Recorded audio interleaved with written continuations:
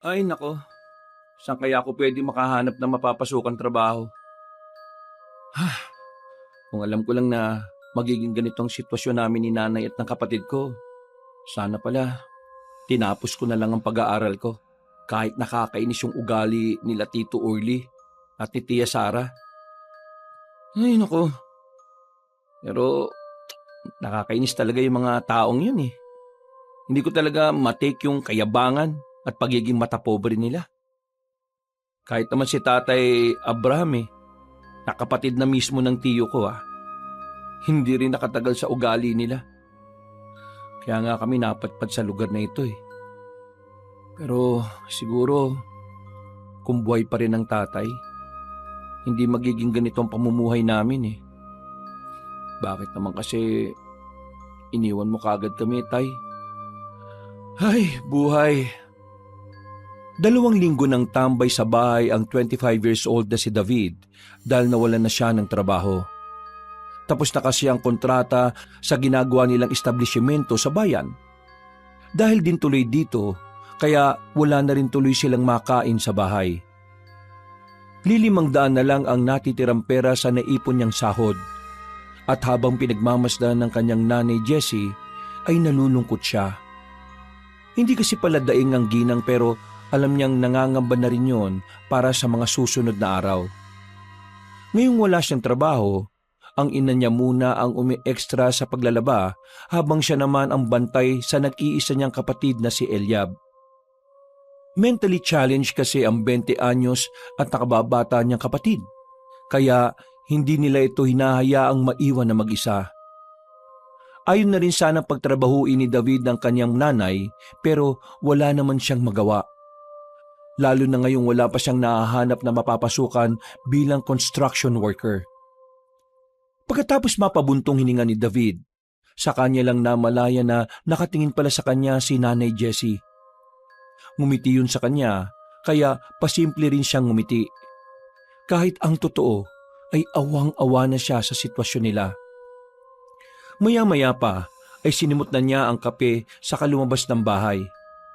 Nagtungo siya sa tindahan ni Aling Corina para mangutang ng pera para sa hapunan nila. Mabait naman ang ginang dahil alam noon na good payer talaga siya.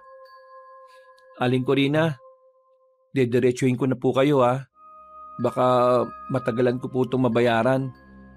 Pero kapag naka-extra naman po ako sa ginagawang bahay dun sa kanto, babayaran ko po kagad kayo. Tumango-tango lang ang ginang, kaya nakampante na si David bago umuwi sa kanilang bahay. Dala ang 3 kilo ng bigas, ilang dilata at itlog. Sapat na ang mga yon sa ilang araw nila para makakain. Pinayuhan naman siya ni Nanay Jessie na iwasang mangutang ng hinitian niya lang. At nang nasa kusina ng binata para ihanda ang para sa hapunan nila, ay nagulat sila pareho at napasilip sa bintana. Meron kasing malakas na tunog ng kotse na biglang huminto. Pagbaba ng sakay nito, ay tumambad sa kanilang paningin ang tiyuhin nilang si Orlidis, ang pulis na kapatid ng namatay niyang tatay. Naka-uniforme ang Ginoo, kaya agaw tingin sa kanya ang mga tao sa labas. Naka-shades pa siya at inayos-ayos ang damit habang nag-chest out. Saka kumakambyo sa baril na nakasukbit sa kanang bahagi ng pantalon. Nagdire-diretso ang Ginoo papasok sa kanilang bahay na akala mo'y siya ang may-ari. Nag-ayos naman kaagad sina Aling Jessie at David habang si Eliab ay nakaupo lang sa gilid. Pangiti-ngiti lang ang binata sa kawalan. Muntik na ako maligaw Hindi ko na nakilala ang bahay nyo. Parang kwadra na ng kabayo tong bahay nyo Anong nangyari dito sa bahay nyo? At di nyo na mapaayos-ayos? Mano po tiyo? Ay nako, huwag ka na magmano sa akin, David. Nagmumukha ako matandaan yan Sige po. Kape na lang po muna kayo. Pasensya na po at yun lang po ang ma-offer namin. Wala kasing Alam ko na mahirap pa rin kayo. Halata naman sa itsura ng bahay at sa mga itsura nyo ikaw naman kasi, David, kung tinapos mo yung pag-aaral mo noon, di sana maayos na rin ang buhay mo. Katulad ng pinsan mong si Solomon ngayon na nasa London na. Hindi na umimik si David at pasimple na lang siyang napaismid. Pinatuloy naman ni Aling Jessie si Tio Orlides at pinaupo. Pero tumanggi yun na tila nandidiri sa itsura ng paligid. Lalo na nang makita niya si Eliab na tumatawa-tawa na mag-isa.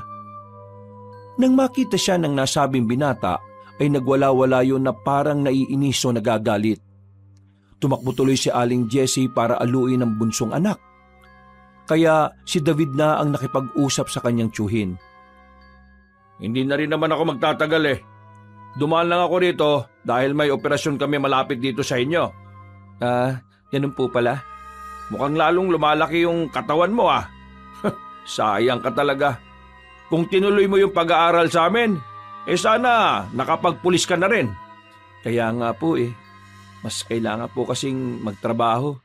Di po kasi maiwan ni nanay si Eliab Saan ka ba nagtatrabaho ngayon? Construction worker po ako. Construction worker ka lang? Sayang ang tangkad at laki ng katawan mo. Saktong-sakto ka talaga sa pagpupulis Para naman may sumunod sa yapa ko. Di ba, hindi naman stable ang trabaho niya sa pagkukonstruction na yan? Opo.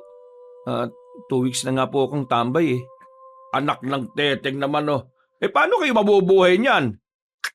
Ay, hirap naman yan. Naghahanap pa po ako ng didiskartehan. Anak ng tutsa naman Baka mamaya mag-illegal ka pa sa diskarte na yan Alalahanin mo pulis ang tiyo mo ha. Huwag mong dudungisan ng pangalan nating mga kaaya. Hindi ko naman po gagawin yun, tiyo. Kahit anong mabibigat na trabaho ang papasukin ko, basta po legal. Mabuti yan. Pero total mahilig ka naman sa buhat-buhat. Bumalik ka na lang sa bahay. Kasi yung kabilang lote namin doon, ginawa ng grocery store. Kailangan ng tiya Sara mo ng katulong. Mas mabuting ikaw na. Kikita ka pa ron nang hindi masyadong nahihirapan. Ayaw man sanang sumang-ayon ni David dahil alam niyang kung gaano kasama ang ugali ng mga tiyo at tiya bukod sa pagiging mayabang, pero mas naging matimbang sa kanya ang sitwasyon nilang mag-iina. Kaya napaoo na lang siya sa bandang huli. Yan! Ganyan dapat ang ugali. Madaling kausap pagdating sa paggagrab ng opportunity. Hindi yung pateka-teka. Sige, sasabihin ko mamaya sa tiya Sara mo na next week pupunta ka sa bahay para malinis yung dating kwarto mo ron. Ginawa na kasing bodega yun nung umalis ka para malinis niya. Wala na po ba si Aling Marta? Yung kasambahay niya dati? Ay sus, yung tamad na katulong na yon, sinisante ko na. Hindi siya kasambahay, katulong ang tawag sa kanya. Ikaw ang magiging kasambahay namin dahil kapamilya ka namin. Kapag hindi ka mag-anak na trabahador, katulong ang tawag o chimimay. Kapag ka-anak, yun ang kasambahay. Tanda mo yan, ha? Opo. Bakit niyo po sinisante si Aling Marta, tiyo? Mabait naman po yun, di ba? Mabait ka dyan. Mas tamad pa sa'yo yun. At saka magnanakaw. Buti nga hindi ko pinakulong Naawa pa ako sa kanya Pinalayas ko na lang tapos di ko na binigyan ng sahod. Kaya ikaw huwag ka rin tatamad-tamad. Kapag trabaho, trabaho dapat. At saka huwag ka magnanakaw kasi kahit pamangking kita, kapag nalaman kong gumawa ka ng kalokohan sa tindahan malilintikan ka rin sa akin. Hindi ko naman po gagawin yun, tiyo.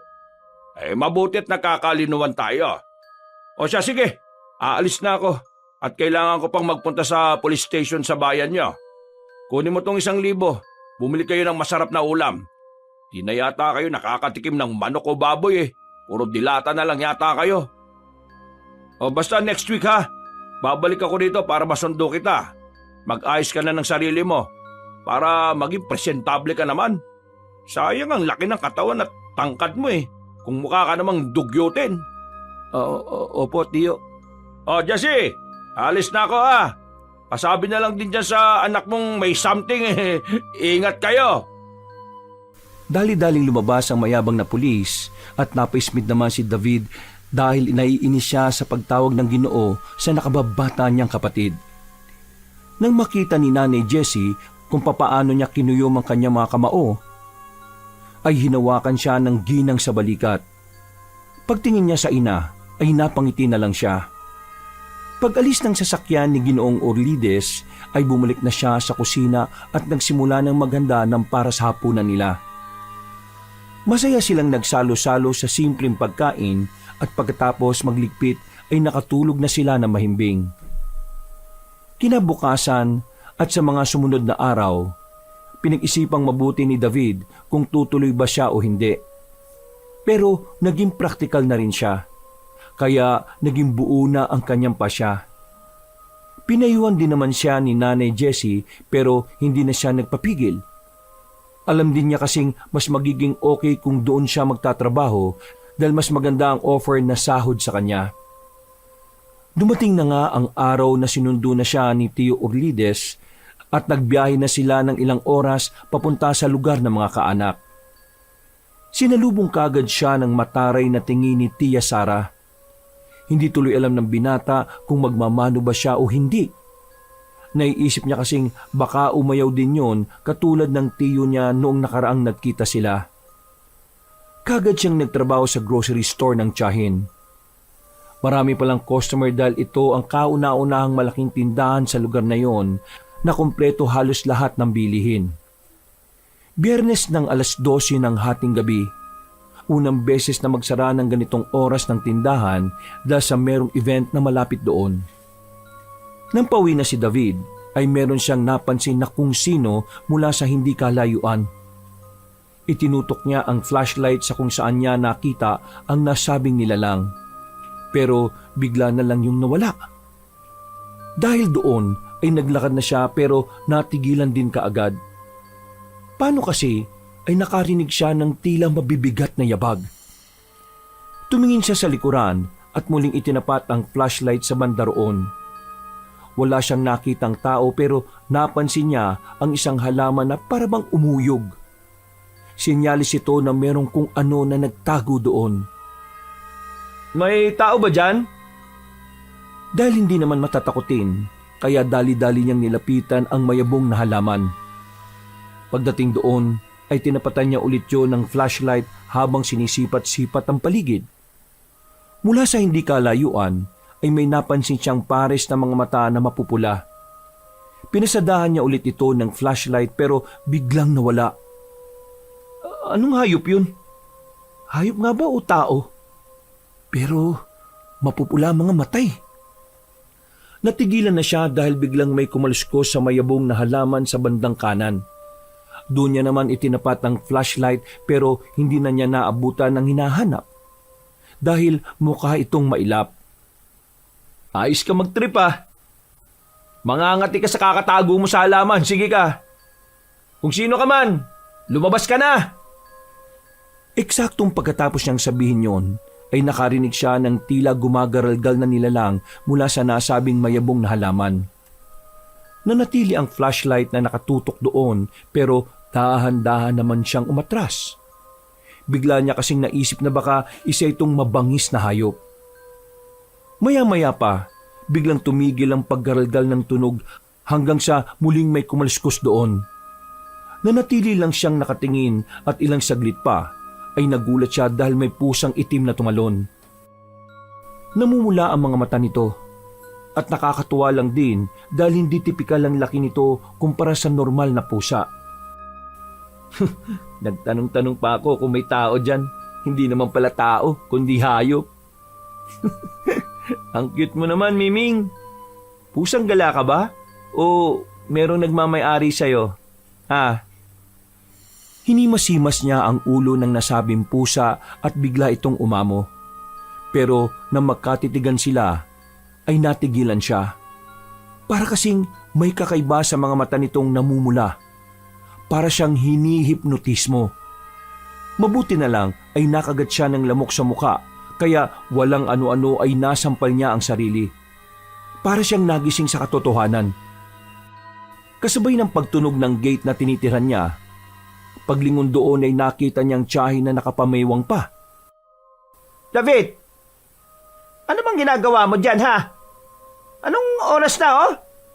Gusto mo yata na malakan ka ng pinto? Papunta na po dyan, tiya. Sorry po, may tiningnan lang ako eh. Bilisan mo na, dahil inaantok na ako. Opo. Paglingon niya sa nasabing pusa ay napakibit na lang siya ng balikat dahil nawala na lang itong bigla. Dali-dali na siyang pumasok at kinandado ang pinto. Pagkapasok niya ng bahay, ay eksakto naman na may umaalulong na aso sa hindi kalayuan. Hindi naman siya nakaramdam ng kakaibang takot. Dinedman niya nga lang ito at natulog na kaagad ng mahimbing. Sa paglipas pa ng mga araw at linggo, naging maayos naman ang trabaho ni David. Nakasahod na siya ng maayos at nakapagpadala sa ina. Pero may pagkailang pa rin sa mga tiyo at tiya niya. Madalas niya kasing napapansin ang hindi magandang titig ng tiyahin niya na parang may ibig sabihin, lalo na kapag nasa hapagkainan sila. Kaya simula nang mapadpad sa lugar na yon ay isang beses pa lang niyang nakasabay ang mag-asawa sa hapagkainan. Mas lagi niya pang nakakasabay si Jonathan. Nakatrabaho niya sa grocery store, lalo na kapag tanghalian. Madalas na rin niyang napapansin ang kakaibang pusa na may namumulang mga mata. Kung minsan nga ay may aso at baboy pa siyang nakikita. Pero naiisip niya lang na alaga ito ng ilang taga roon. Dahil yun din naman ang sinasabi ng katuwang niya sa tindahan na si Jonathan. Ayon sa malusog na binata, kung minsan nga raw ay may kambing o baka pang pagala-gala roon sa kanila kapag gabi. Hinahayaan daw kasi kung minsan ng may-ari na pagala-gala kapag ganoong oras sa mga hayop. Pero lingid sa kanila, ang mga nakikita ni David na aso, pusa o baboy ay hindi pala ordinaryong hayop. Meron kasing matandang lalaki na napadpad sa lugar na yon na isang aswang na kiwig. Ang kiwig ay may kakayahang magpalit ng anyo bilang aso, pusa, baboy at iba pa. Hindi naman ganun mapaminsala ang nasabing aswang dahil mas madalas na hindi tao o sariwang karne ng tao ang kinakain nila. Para lang silang ligaw na hayop kung tutuusin na kumakain ng mga tira-tira, pero mas madalas ay buhay na mga hayop. Ang sibilisadong kiwig ay halos katulad na rin ng tao na mas marami pang kinakain na natural na pagkain kesa hindi.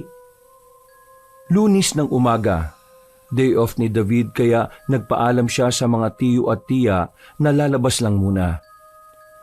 Magpapadala rin kasi siya ng pera kay Nanay Jessie. Nagtagal siya sa mall na nasa bayan kahit wala naman siyang ginagawa. Mas payapa pa kasi ang pakiramdam niya roon kaysa sa tinutuluyang bahay ngayon.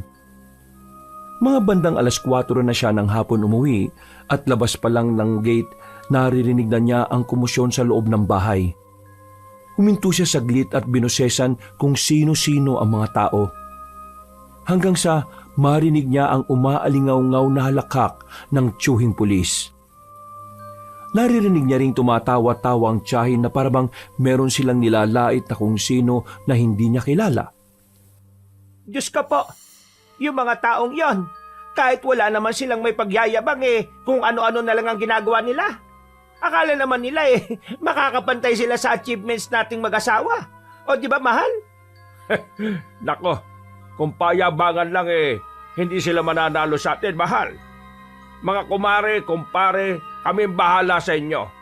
Huwag kayo masyado maglalalapit sa mga yon, ha? Tingnan nyo mga mukha ng mag-asawang yon. Mga mukhang mambubudol. Nagtawanan na naman ang mag-asawa habang ang mga kausap nila ay halatang napipilitan lang. Ay nako, nagsimula na naman mga mata pobre kong kamag-anak. Napailing siya bago abutin ang bukasan ng gate at pumasok sa loob ng bakuran. Habang palapit siya ng palapit sa main entrance ng bahay, ay mas lalong lumalakas ang tawanan kaya naisipan na lang niyang maglakad papunta sa likod bahay at doon pumasok. Subalit bigla namang bumukas ang pinto. Lumabas kasi ang isa sa kaibigan ng tiyuhin niya para magsigarilyo. Kaya pagkakita sa kanya noon ay napangiti na lang siya ng pilit. At dahil nakabukas ang pinto, kaya nakita na rin siya ng kanyang tiyo at tiya. Hoy, guys! Nandito na pala yung pamangkin ko. Tara, pumasa ka dito. David, ipapakilala kita sa mga tropa ko. Bumati ka naman sa kanila. Magandang hapon po. Mga troops, ito yung sinasabi ko sa inyong kasambahay namin ngayon dito sa bahay. O, di ba? Sabi ko sa inyo maganda ang hubog ng katawan niya. Saktong-sakto sa pagpupulis. Anak siya ng namatay kong Kuya Abram. Siya si David, ang pinakamamahal kong pamangkin. Cheers! Sabay-sabay at masayang nag-angatan ng mga baso ang mga kabaro ni Ginoong Urlides at nagsigawan ng nice to meet you kay David. Kaya kahit nahihiya ang binata ay tumango-tango lang siya sa mga yon. Hindi naman kasi talaga siya sanay sa maraming tao. Magpapaalam na sana siya sa mga yon, kaya lang ay hinigpitan na ni Tio Urlides ang pagkakaakbay sa kanya at inabot ang plastic cup na may lamang mamahaling alak. Shot muna, pamangkin. Diba, guys? Naku, Tio, hindi po ako umiinom ng alak eh. Huwag mo ako ipapaya rito. Kundi tatamaan ka sa akin. Mga kasama, siguro kailangan ng cheers ng pamangkin ko para tumagay. Sige, i-cheers natin siya. Sumang-ayon ng mga katropa ng Ginoo. Kaya wala nang naging choice si David kundi ang lagukin ang alak kahit hindi pa siya naghahapunan. Alam niyang seryoso ang tiyo niya sa sinabi nito kapag humindi siya. Kaya kaysa tumanggi ay nilagok na lang din niya ang alak at sumang-ayon sa takbo ng mga pangyayari. Pagkatapos malunok ang alak ay nakaramdam kagad ng pagkahilo ang binata at pagkainit ng sikmura. Tiyo, pupunta na po muna ako sa kwarto. Ay, sige na. Lumayas ka na sa paningin ko at baka mabigwasan pa kita. Nagmamadali na nga si David na umalis sa sala. Nagtungo kagad siya sa banyo at saka pasimpleng sumuka. Uminom din kagad siya ng maraming tubig para bumalik sa kanyang silid. Pero mula roon ay rinig na rinig pa rin niya ang malakas na boses ng kanyang tiyuhin at kung paano ito magpabida sa mga kainuman. Dinig na dinig niya ang pangungutya noon sa kanyang pamilya, lalo na sa yumaon niyang tatay. Tawang-tawa naman ang mga kaibigan ng Ginoo kaya napakuyom na lang ng kamao ang binata. Grabe ka mangutya sa pamilya ko. Pamilya mo rin naman yan. Pero kung hindi naman dahil sa tatay ko hindi naman siya makakapagtapos at magiging pulis. Napabuntong hinga na lang siya at nagtakip ng tenga gamit ang unan. Maya-maya pa ay nakatulog din naman siya. Mga bandang 9:00 ng gabi nang magising si David. Tahimik na sa sala kaya marahan siyang lumabas ng kwarto at pagtingin ay wala na ngang tao roon. Nakahinga siya na maluwag.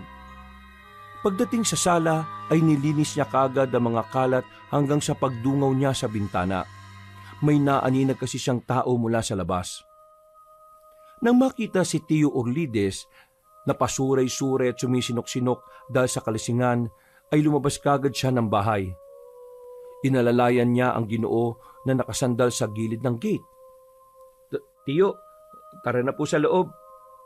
Lak ng teteng Inatid ko ba yung mga mahihinaon tropa Sabi ko sa kanila, inom pa kami.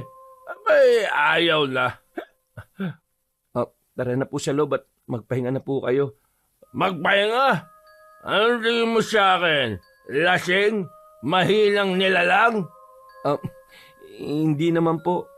Ngayon mo sabihin sa akin na lasing ako. Napatras na si David dahil pinagtulakan siya ng tiyuhin. Ilang saglit pa nga ay bumunot yun ng baril sa likuran at saka itinutok sa kanya. Natakot ang binata dahil baka magkamali ang tiyuhin sa pagkalabit ng gatilyo ng baril. Huwag kang gagalaw Kaya kong barilin yung paso na nasa kanan mo. Asker pa naman ako. Pero kapag gumalaw ka, ligwa kang bata ka. Tiyo, tama na po. Baka makadisgrasya ho kayo. Ha? Bakit? Minamaliit mo ba ako, ha, David? Hindi naman po sa ganun. Baka lang po makalabit niyo yung gatilyo at matamaan po ako, tiyo. Ay, ganon. So, minamaliit mo nga talaga ako. Pareho kayo ng tatay mo. Ng kuya ko. Minamaliit niyo ako pero pareho naman kayong walang narating sa buhay. Hindi na nakaimik si David. Napakuyom na lang siya ng kamao dahil sa pagkainis. Sinama na naman kasi ang tatay niya sa usapan. Ito pa naman ang isa sa pinakaayaw niya. Pasimple na rin siyang napakagat ng labi dahil sa sobrang pagtitimpi. Hanggang sa naantala sila. May kumatok kasi na matandang Ginoo sa gate. Dahil doon ay dito nabaling ang atensyon ng magtiyo. Tinapat ni Ginoong Orlides ang baril sa nasabing estrangherong matandang lalaki na tila gusgusin ng itsura. Maliit lang ito at halatang halata ang ubaning buhok. Walang galang na. Naliligaw na kasi ako dahil sa labo ng mga mata ko. Hindi ko na lamang ang daan pa uwi. Ako pala si Macrolito. Tawagin niyo na lang akong Lito. Pwede bang ituro niyo sa akin ang daan papunta sa bahay ko? Ay, pinagluloloko mo ba akong matanda ka? Paano naman namin malalaman ang bahay mong mokong ka, ha? Eh, di ka naman namin kilala eh. David, kilala mo ba siya? Hindi po, tiyo. Gago kang matanda ka. Ngayon lang din kita nakita rito sa amin eh. Siguro, magnanakaw ka, no? Minamatyagan mo ba yung grocery store namin sa kabila? Ha? Gusto mong barilin na kita ngayon? Hindi mo ba ako kilalang hayop ka? Pasensya na, bagong lipat lang ako rito at malabong mata ko. Makikisuyo sana ako na magpahatid hanggang sa amin. Kahit sa buka na lang ng tulay. Itong baril ka! Gusto mo bang ito ang magatid sa'yo, ha? Tiyo, tama na po. Kakilala ko po siya. Kaya ako na po maghahatid sa kanya. Mga buwisit! Ay nako, bahala lang kayo sa buhay nyo. Ibinabana ng Ginoo ang baril at pasuray-suray na naglakad papasok sa loob ng bahay. Hindi na siya inalalayan pa ni David dahil nagagalit lang siya. Sa halip ay tinulungan na lang ng binata si Mang Macrolito na makauwi. Pero ang totoo ay hindi naman talaga niya kilala ang nasabing matandang lalaki. Nagsinungaling lang siya sa tiyuhin kahit ngayon lang talaga niya nakita yon. Natatakot kasi siya na baka barilin talaga ang estranghero. Sa kabilang banda naman, si Mang Macrolito ay isang aswang na naghahanap ng masisilo sa dakong yon. Pero totoo rin naman ang sinabi nito na bagong lipat siya sa kanilang lugar. Hinatid na ni David ang matandang lalaki at tagbago na rin ang isip nito na gawan siya ng masama. Hindi kasi siya nagdadalawang isip na iligtas ang estranghero sa kamay ng mayabang niyang tiyuhin. Mang Macrolito, hanggang dito ko na lang po kayo mahahatid sa tulay, ha? Maliwanag naman po. Mag-iingat po kayo dyan, ha? Salamat, iho. Nagpanggap kang kakilala ko para hindi ako mapagdiskitahan ng tiyo mo. Opo, pasensya na po kayo kasi lasing lang po yun. Naiintindihan ko, pero sana hindi na yung maulit dahil sigurado sa ganun niyang gawain mapapahamak siya. Oo nga po eh. Ano nga palang pangalan mo? David po. Sige po, uuwi na po ako dahil baka saraduan ako ng pinto. Sige. Mag-iingat ka at salamat din pala. Tumakbo na palayo si David at pagdating sa kanila. Tama nga ang hinala niya dahil nalaka na siya ng pinto ng tiyo Orlides niya. Dahil dito ay wala na siyang nagawa kundi ang matulog sa kubo sa gilid ng bahay. Tiniis na lang niya ang mga kagat ng lamok hanggang sa sumapit na ang umaga. Nang makita siya ni Tia Sara, ay nanlaki ang mga mata ng ginang.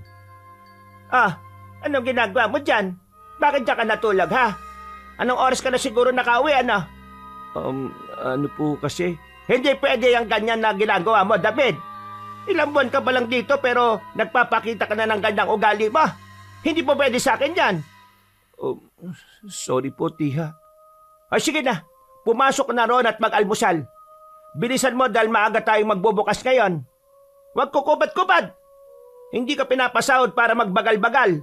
At huwag mo ring idadahilan na kabang-adak ka ng asawa ka. Simpleng napakibit na lang ng balikat ang binata bago pumasok sa loob ng bahay. Hindi na siya nagpaliwanag na ang asawa naman ng tiyahin niya ang may sala. Alam niya kasing hindi rin naman maniniwala at makikinig yon sa kanya. Mabilis na lumipas ang oras. Nagtrabaho na nga na maayos sa grocery store si David kasama si Jonathan na tila naging matalik na niyang kaibigan. Habang nagsasalansan sila ng mga bagong pasok na produkto, ay eksaktong pumasok si Mang Makrolito. At dahil sa gusgusin na matandang lalaki, pipigilan sana siya ni Jonathan pero humarang si David. Oh, bakit pre? Pagagalitan tayo ng tiya mo kapag nakita niyang may nakapasok na marungis dito. Hindi pre, kilala ko yung matanda. Taga rito yan sa atin. Taga rito? Ngayon ko lang siya nakita. Bagong lipat lang daw siya. Ikaw na muna mag-ayos nitong mga to ha. Lalapitan ko lang saglit dahil baka may kailangan. O sige, basta mag-iingat ka ha. Binalaan na kita. Mayayari tayo pareho dyan pagka nagkataon. O sige na, ako nang bahala, promise. Pagkatapik sa kaibigan, ay nilapitan na kakagad ni David si Mang Makrolito na naghahanap ng makakain. Inasis nga ng binata ang matandang lalaki. Nagkaroon din sila ng kaunting kwentuhan hanggang sa biglang dumating si Tia Sara. Pagkakita nito sa itsura ng matandang lalaki ay kitang-kitang pagtaas ng kanyang kilay. Lalo na nang makitang tila aliw na aliw pa si David sa pakikipagkwentuhan dito. David, di ba sinabihan ko na kayo na huwag kayo magpapapasok na madudungis dito sa grocery store ko? Bakit mo pinapasok yung matandang yan, ha? Anong hawak niyan? Magnanakaw ka, no? Nagtanong lang ako sa kanya kung anong mas mura dito sa dilata. Kung ito bang isa o itong isa. Hay! Narinig ko na yung ganyang mga strategy. Kunwari pa tanong-tanong ka pang nalalaman pero may sinisilid ka na dyan sa bulsa ba? Sige David, kapkapan mo yan. Bilisan mo at naiinis ako sa'yo. Hindi naman ako magnanakaw. Bibili ako. Meron akong pera, ito. Hindi ko kailangan ng pera mo. Baka kung saan mo pa yung pinulot o dinukot. Ayaw ko mabahira ng dumi ang tindahan ko. Bitiwan mo na yung mga dilat at lumabas ka na. Gusto mo pa yatang tawagin ko ang asawa ko na? Di mo ba nakikilala ang asawa ko? Pulis yan at gusto mong ipahuli kita ron? Natigilan na nga ang ginang dahil sinamaan siya ng tingin ni Mang Makrolito.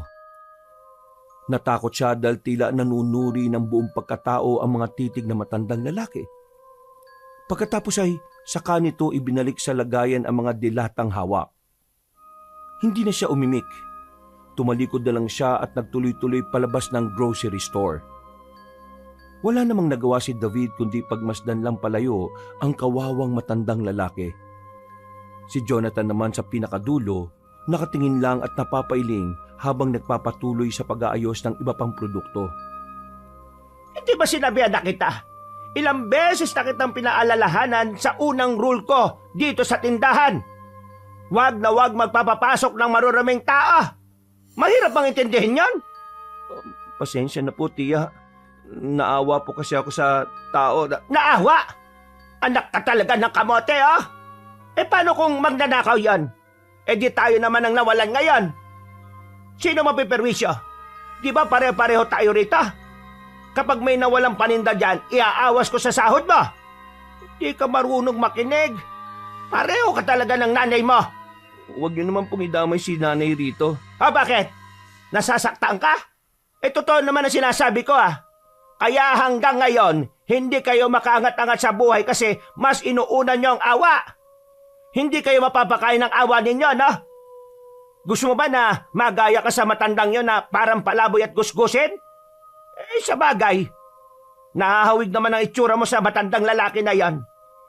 Kung hindi ka pa napunta rito sa amin, baka hindi ka pa lilinis ng ganyan. Magtrabaho ka na nga ron. At huwag ka munang magpapakita sa akin sa maghapon, ha? Para mawalang inis ko sa'yo. Sige po, tiya. Nagtungo na sa likuran si David at sinamahan si Jonathan sa pag-aayos ng ibang produkto. Pasimple naman siyang tinapik-tapik sa balikat ng kaibigan bilang pag-aalo. Sabi ko naman kasi sa iyo, pre. Pati ba naman ikaw? Sisisihin din ako? Hindi naman kita sinisisi dahil hindi naman masama yung ginawa mo eh. Pinaalalahanan lang kita dahil alam mo naman ng kakaibang ugali ng tiyahin mo. Hindi ko siya tiyahin. Amo ko siya. Hindi naman pamangkin ang tingin niya sa akin eh, kundi isang mahirap na empleyado. Kahit anong gawin mo, pagbalibalik-tarin mo man ang mundo, tiyahin mo pa rin siya dahil asawa siya ng tiyo mo, na kapatid ng tatay mo. Ay nako, hindi naman ganun ang turing nila sa amin eh. Narinig mo naman kung paano nila kami maliitin ng nanay ko, di ba? Hayaan ko na nga. Wala naman ako mapapala kung ganito. Magtatrabaho na lang ako at sasahod. Mas maigi pag ganun ang gawin ko. Tama. Huwag mo nang pansinin niyang tiya at tiyo mo. Mga mayayabang at matapobre. Nagpatuloy na nga silang dalawa sa pagtatrabaho hanggang sa matapos ang maghapon. Pagbalik niya sa bahay ng mga kaanak, pupunta sana siya sa kusina para kumain. Ang kaso lang ay narinig niyang nag-uusap ang mag-asawa at alam niyang patungkol sa kanya ang usapan. Sinabi ko naman sa iyo na kahit anong gawin sa pobreng yon eh, hindi aasa yun ng katulad natin. Tignan mo ba naman, nagpapasok ng maraming tao sa tindahan. Mabuti na lang eh, pinaalis ko kagad dahil baka kung magkataon eh, makontamina pa yung mga paninda ko. Ay nako, pagsabi-sabihan mo nga yung pamangkin mo dahil kapag inulit niya pa yan eh, pababalikin ko yan doon sa kanila. Magsasama-sama sila ng nanay at kapatid niyang mga mahihirap, mga hampas lupa. Hayaan mo at pagsasabihan ka. Wag mo lang pagsabihan. Turuan mo rin ang leksyon. Sampulan mo. Malaki naman ang katawan nun eh. Kapag nakatanggap ng suntok sa sikmura yun eh, baka sakaling hindi na umulit. Saka na, kapag naka-strike to na. Napaismid na lang si David saka nagdire-diretso sa kwarto. Hindi na siya nagapunan at nagkulong na lang sa loob ng kwarto dahil sa sama ng loob.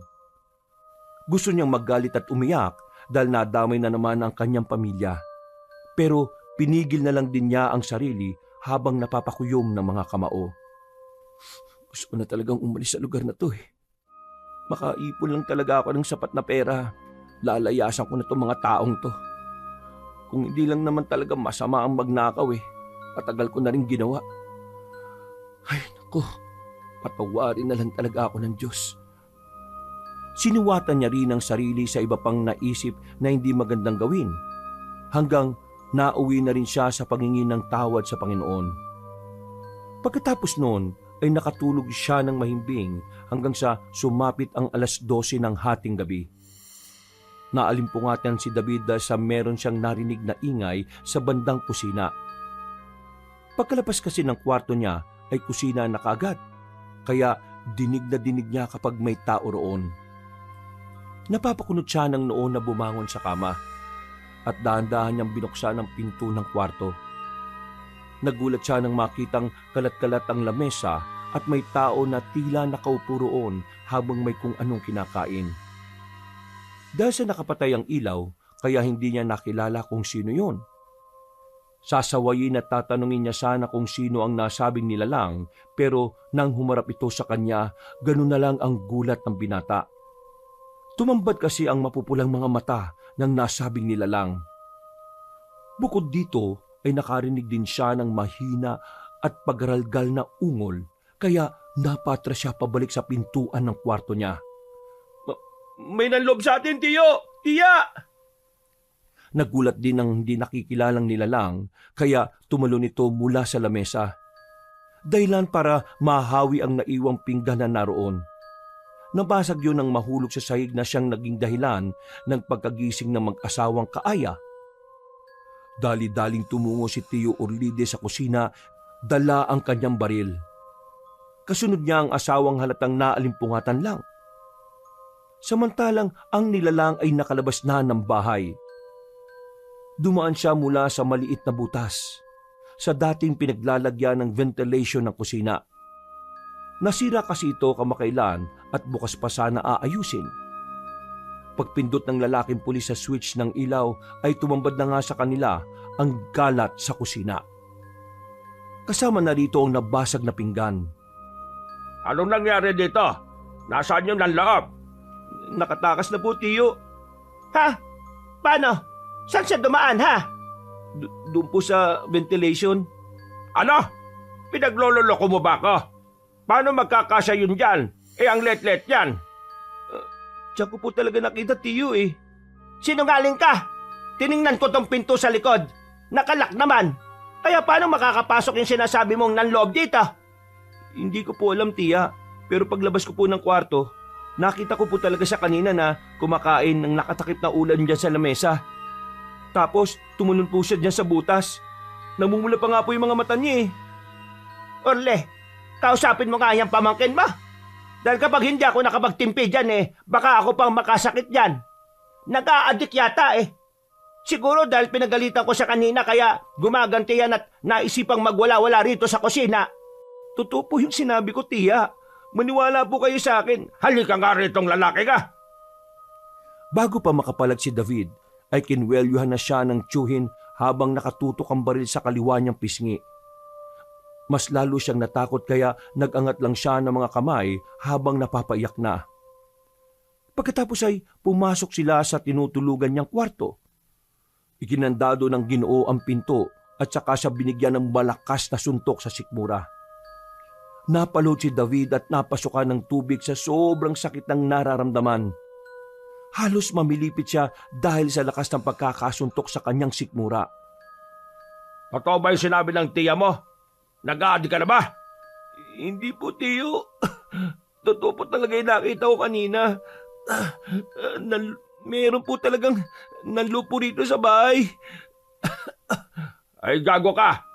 Tanga lang ka maliniwala sa'yo, no? Gumaganti ka ba dahil sa napagsabihan ka lang ng tiya Sara mo kanina? Ha? Sagot! Hindi po. Kapag inuulit mo pa tong kalokohan mo, hindi lang sapak sa sikmura mapapala mo sa akin. At kapag nalaman kong nag-a-addict ka na rin, nakikita mo tong baril ko, ipuputok ko sa noo mo to. Mas okay na isauli kita sa inyo ng bangkay kesa malulong ka sa pinagbabawal na droga. Hindi naman po ako nag-a-addict, tiyo eh. Patunayan mo! Tumayo ka na dyan at ilikpit mo yung mga kalat na ginawa mo sa kusina. At mag-uusap pa tayo ha. Bukas! Wisit ka.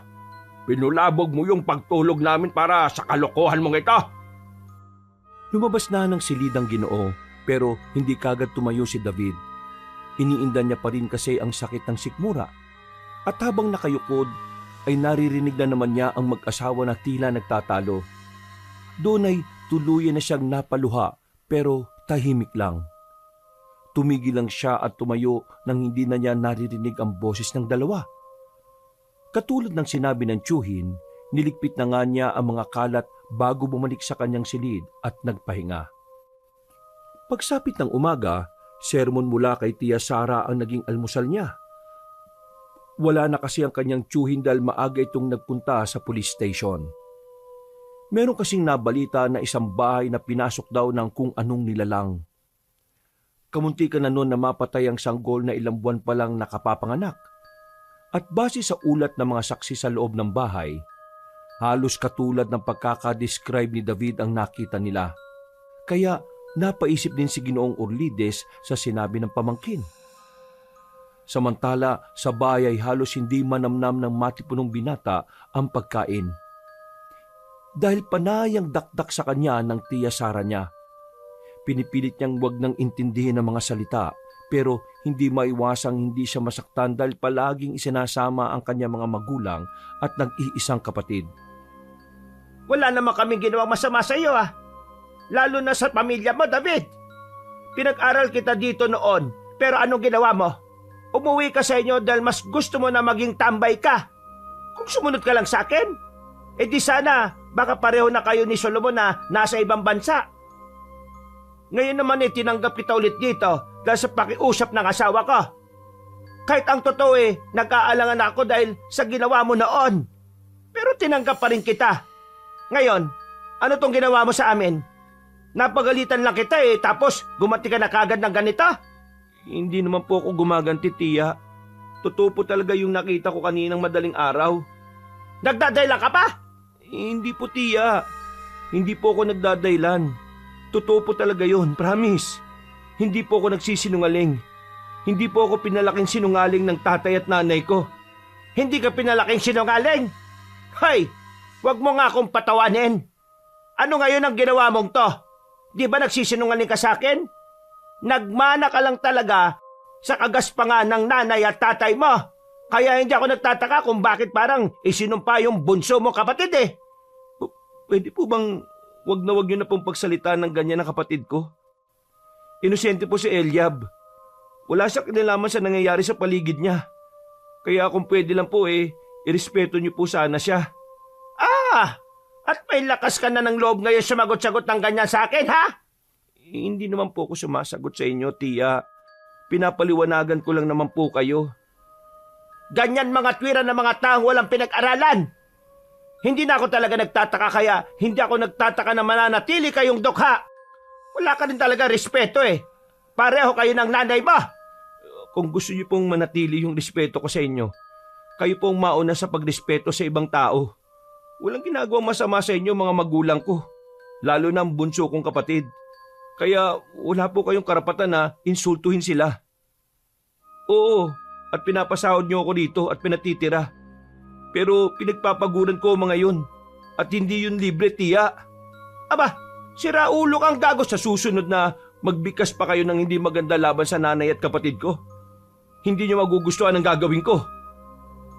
Pagalit niyang itinusok ang tinidor sa mesa at bumaon nito ng bahagya.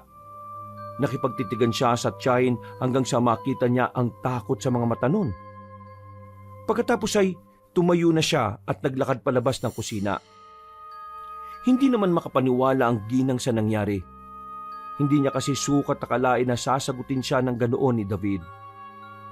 Napainom na lang siya ng tubig dahil sa tensyon na nararamdaman. Natakot din kasi siya dahil sa determinadong titig ng pamangkin. Lumipas ang mga oras. Tumawag si Ginoong Orlides sa kanyang asawa at sinabing sa susunod na araw na sila uuwi dahil sa dami ng inaasikaso. Dahil dito ay mas lalong kinabahan si Ginang Sara dahil dalawa lang sila ni David sa bahay. Sa kabutihang palad naman ay hindi sila nagtagpo sa bahay. At kahit sa grocery store ay sinadyang iwasan ng ginang ang pamangkin. Martes ng umaga. Habang abala sa paglilinis ng store ay dumating na si Jonathan na may dalang balita. Tol, alam mo ba yung chismis ngayon dito sa barangay? Ay nako, wala na akong panahon ngayon dyan, tol. Ang seryoso mo naman sa buhay masyado. Teka, may nangyari na naman ba? Sinaktan ka na naman ba ng tiyuhin mo? Katulad nung nakaraang sinabi mo? Hindi naman. Pansin ko lang na parang umiiwas si Tia sa akin Natakot siguro. Sino ba namang hindi iiwas kung sabihin mo na sa susunod na magbigkas pa kayo ng hindi maganda laban sa nanay at kapatid ko hindi niyo magugustuhan ang gagawin ko. Tapos binanata mo pa ng tinidor moment mo. Ayos ka rin no? Manahimik ka nga dyan. Baka biglang pumasok yun at marinig pa tayo dito. Di gamitin mo ulit yung tinidor. Sira ulo. Ang inaalala ko, baka mamaya sinabi niya sa tiyo ko yun. Pagbalik noon, siguradong yari na naman ako. Yun nga rin ang inaalala ko sa iyo Mag-iingat ka tol Pulis patola pa naman yung tiyo Urli mo. Ang dami na nga niyang kaaway dito sa atin dahil sa kayabangan at kagaspangan ng ugali. Porke may baril akala mo kung sino nang umaste. Okay lang nasaktan nila ako. Basta wag ko lang marinig na may masabi silang hindi maganda sa mga magulang ko, lalo na sa kapatid ko. Baka sa susunod talaga, makipagpatayan na talaga ako sa kanila. Uy, huwag ka magsalita ng ganyan. Ay naku, change topic na nga tayo. Makinig ka kasi sa ikukwento ko. Kasi may nabalita ngayon doon nga sa kapitbahay namin. May pumasok din daw sa bahay nila tapos yung alaga nilang pusa, yun ang pinagdiskitahan. Yung kinukwento mong nilalang na namumulang mga mata, ganun na ganun din ang pagkaka-describe nila. Ha? Talaga? Oo! Ang kumakalat tuloy na kwento-kwento ngayon may aswang dito sa barangay. Yung pinaghinala ang suspek, si Aling Bering. Yung matagal ng matanda na nakatira dito na sinasabing may lahing aswang araw. Umalis lang kasi yun tapos kababalik lang pala nung nakaraang buwan. Aswang? May aswang pa ba sa ganitong lugar? Isibilisado na tong barangay Probinsya pa rin naman to, pre. Kaya usong-uso pa rin yung mga aswang-aswang na yan. Naisip ko nga di ba ang sabi mo, nagkasya yun dun sa ventilation ng kusina nyo? Di ba, yung mga aswang may kakayahan naman talaga na magpalit sila ng anyo? Baka ganun ang ginawa niya para makapasok sa bahay nyo. Hindi ko alam kung maniniwala ako sa iyo Kung siguro nandun tayo sa lugar namin, posible yung aswang-aswang. Pero kung dito, ewan ko na lang din Pero kung totoo man yung aswang na yan, sana yung masasama na lang yung inaaswang niya, no? Katulad na lang ng tiyo at tiya ko. Ayos pero magandang ideya yun Natigilan na sila sa pag-uusap dahil dumating na si Tia Sara. Kasama ng ginang ang mga amiga niya at nang makita si David ay pasimpleng napasimangot bago nakipagtawanan sa mga kasama. Nagpatuloy na lang ang dalawang binata na kunwari may ginagawa pero nagkukwentuhan lang din. Pinakikinggan nila ang usapan ng mga iyon na patungkol nga sa kumakalat ngayon na balita sa kanilang barangay. Ang huling balita ay natamaan nga raw ng barilang sinasabing nilalang na hindi matukoy. Pero nang tingnan kong may sugat si Aling Bering ay wala naman daw silang nakita. Kaya nawala ng hinala ng mga tao sa nasabing matanda. Maya-maya pa, pagkatapos mananghalian ay umuwi na muna si David dahil kailangan niyang magbanyo. Isinama niya si Jonathan dahil wala naman ang tiyahin niya na alas 5 pa ng hapon ang uwi. Subalit, bago pumasok sa gate, ay nakita niya mula sa hindi kalayuan si Mang Makrolito. Kitang-kita sa mukha nun ang pagkahapo kaya naawa siya. Tol, una ka na sa loob ng bahay. Diretso ka na lang dun sa kwarto ko Dating gawi. O sige, tol. Pagkapasok ni Jonathan sa loob ng bahay ay nilipitan kagad ni David ang matandang lalaki para kausapin. Mang Lito, okay lang po ba kayo? Parang namumutla po mukha nyo. Ayos lang ako. Ikaw pala yan, David. Medyo nanghihina lang dahil sa gutom. Ay, teka lang po. Kukuha ko ng pagkain sa bahay. Saglit lang po Huwag kayong aalis dito. Dali-dali ngang kumuha ng makakain ng matipunong binata. Paglabas ay nakita niyang naglalakad na palayo si Mang Makrolito. Hinabol niya yon hanggang sa maabutan ito. Binigay niya kagad ang pagkain na ikinatuwa ng matandang lalaki. Ito po, kumain na po muna kayo. Sa bahay na lang siguro, iha. Medyo hindi talaga magandang pakiramdam ko ng ilang araw na. Sige po. Sasamahan ko na lang po kayo. David, salamat sa iyo Napakabait mong bata. Siguradong maganda ang pagpapalaki sa iyo ng mga magulang mo. Tama po kayo. Mababait ang mga magulang ko Malayong-malayo sa ugali ng tiyuhin at tiyahin ko. Marami pa silang napag-usapan hanggang sa makarating sa tulay. Sinamahan na nga ni David ang matandang lalaki sa silog kung saan ito nananahan sa maliit na barong-barong. Mas lalo tuloy siyang nakaramdam ng awa para kay Mang Makrolito. Dahil sa kanyang nalaman, halos gigiba na rin ang tirahan nito. Pati ang mga gamit ay halos lumang-luma na. Nang makaupo na, ay pinakain niya kagad yon para makabawi ng lakas. Pero habang umiikot ang tingin niya sa paligid ng sira-sirang bahay, ay mas lalo siyang naawa. Wala po ba kayong ibang kamag-anak, Mang Lito? Nag-iisa na lang ako sa buhay. Okay lang po bang malaman kung anong nangyari sa mga kaanak nyo? Naubos na silang lahat. Ako na lang ang natira. Naubos? Muli niyang sinubuan ng matandang lalaki at pag-angat nito ng kaliwang kamay, para mag-inat ay sa kanya napansin ang nakabendang bahagi. Napaisip siya at nagtaka kung bakit may sugat yon sa bahaging yon. May sugat po kayo sa kaliwang braso? Na paano po yan? Siguro po kaya masama ang pakiramdam nyo dahil ho dyan.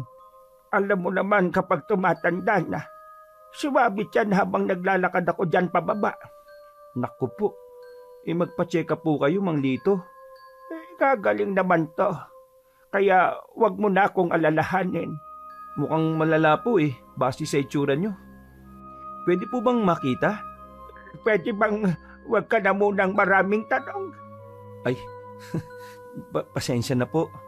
Umalis ka na muna, pakiusap.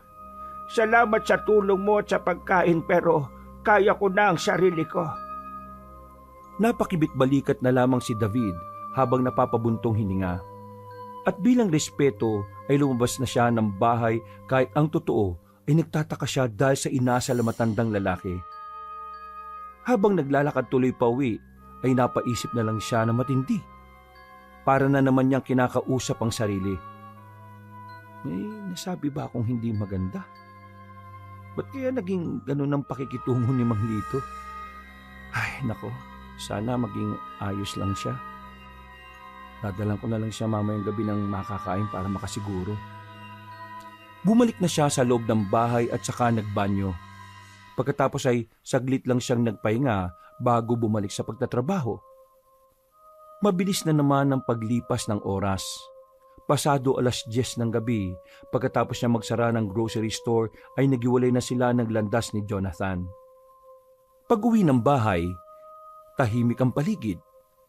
Wala pa rin kasi ang tiyuhin niya.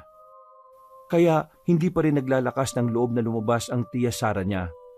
Pero pabor sa kanya yun. Nagdire-diretso siya sa kusina para magapunan. Ang kaso ay sinadya talaga ng tiyahin niyang hindi magluto. Ay nako, grabe talaga si tiya Sara. Habang napapailing, ay nagluto na lang muna siya ng kanin at naghanda ng dilata. Nang kakain na siya, naalala niya si Mang Makrolito. Dali-dali siyang naghanda ng isa pang pagkain at binalot ito. Pagkatapos ay pasimple siyang lumabas ng bahay at nagtungo sa sira-sirang kubo ng nasabing matandang lalaki. Pasado 11:00 na yon, kaya madilim na sa bandang tulay. Hindi niya tuloy makita ang daan kaya nagdahan-dahan na lang siya. Ay, dapat pala nagdala ako ng flashlight. Anak ng tupang kalbo. Nadulas siya at nagtuloy-tuloy hanggang sa ibaba. Hindi naman siya masyadong nasaktan dahil damuhan ng pinaghulugan niya. Pagtayo ay eksaktong nakarinig siya ng alulong ng kung anong nilalang mula sa hindi kalayuan. Ayaw na sana niyang pansinin yon pero sadyang nakakakilabot ang tunog. Kaya habang naglalakad ay pasimple siyang napayakap sa sarili. Nang marating na ang tapat ng barong-barong ay napabuntong hininga muna siya bago naglakas ng loob na magsalita. Tao po? Mang Lito? Gising pa po ba kayo? Mang Lito? Walang sumasagot kaya mas nilakasan pa niya ang pagtawag pero nanatiling mahinahon. Mang Lito? Tao po? Gising pa po kayo? Pasensya na po kung gabi na ako pumunta. Ngayon lang po kasi ako naka-iska po kay tiya May dala po akong pagkain para sa inyo, katulad ng pangako ko kanina.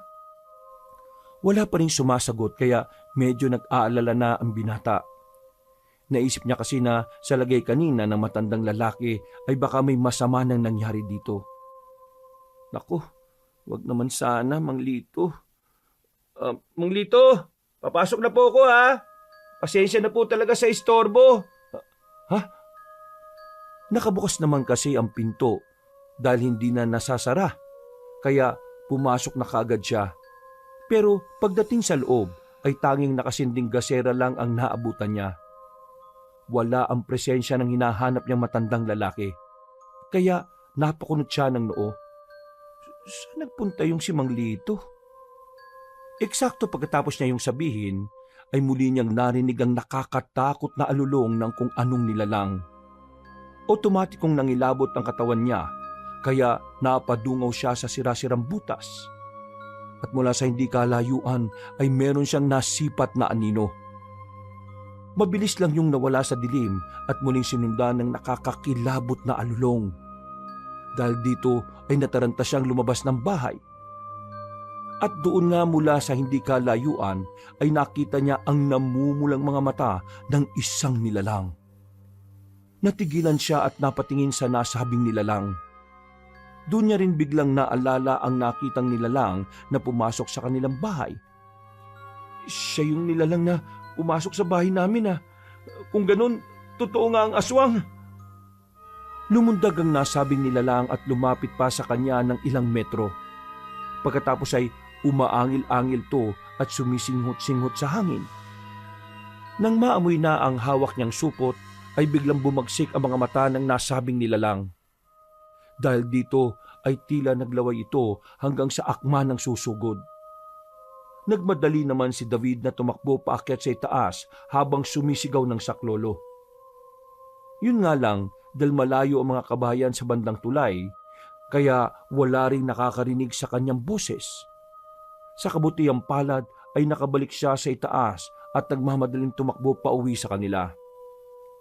Ang kaso lang ay patuloy siyang sinundan ng aswang, kaya halos hindi siya magkandaugaga.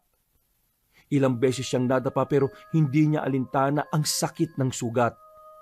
Mas nakatuon siya sa pagtakas sa nakakatakot na nilalang.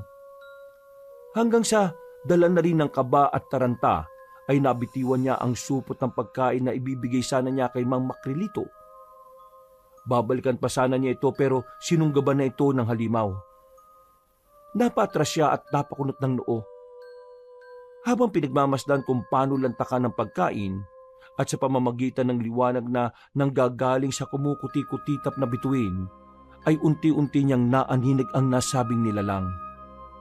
Nanlaki ang kanyang mga mata, pagkakita sa benda nito sa kaliwang braso. Doon niya rin napagtanto ang isang bagay. Mang Lito? Napalingon kay David ang halimaw dahil katatapos lang nitong masimot ang laman ng supot. Sinubukang umatras ng binata pero parang naniga sa mga kalamnan niya sa hita. Ramdam niya ang panginginig ng mga tuhod, kaya napatingin siya rito at napahawak. Ano ba? Gumalaw ka! Pasaway ka naman, binti ka oh! Kumilos ka uy! Paparating na si iyong aswang! Lumundag na ang nasabing nilalang at sa kabutihang palad ay kaagad niyang naikilos ang sarili. Dali-dali siyang tumakbo at sisigaw na ulit sana siya ng tulong, subalit naisipan niya kapag nalaman ni Tia Sara na nasa labas siya ay sigurado magagalit na naman to at mapagkakamalan pa siya. Umalingaw-ngaw ang nakakakilabot na pag-ungol ng nasabing aswang. Madapa-dapa naman si David dahil sa taranta at nang malapit na sa kanilang bahay ay saka siya nakarinig ng tunog ng sasakyan. Napahinto siya dahil sa nakakasilaw na liwanag nito. Paghinto ng kotse ay kaagad lumabas si Ginoong Orlides. At nagtataka na makita siya. David? Anong ginagawa mo rito sa labas ng ganitong oras? Tiyo, may aswang! Aswang? Nag-aadi ka ba talaga ha? Nagsasabi po ako ng totoo, Tiyo. Yun po, oh. Kitang-kita nga ng nasabing pulis ang itsura ng nilalang na humahabol kay David. Nanlilisik ang mga mata nitong pulang-pula. Lubog ang ilong na parang sa paniki. Nakausli ang matatalim na mga ngipin at ang dilang mahaba na naglalaway. Napakapangit ang mukha nito at ang balat ay nangingintab sa pagkaitim na tila ba nakadikit sa kanyang dibdib. Kagad bumunot ang Ginoo ng kanyang baril at pinaputukan ang nasabing aswang. Dahil dito ay nabulaho ang mga taga-barangay. Nagising din si Ginang Sara na napadungaw sa bintana. Galit na umangil ang aswang habang umiiwas sa pagbaril sa kanya. At pagkatapos ng marami-rami na ang mga tao, ay bigla na lang itong tumakas sa dilim.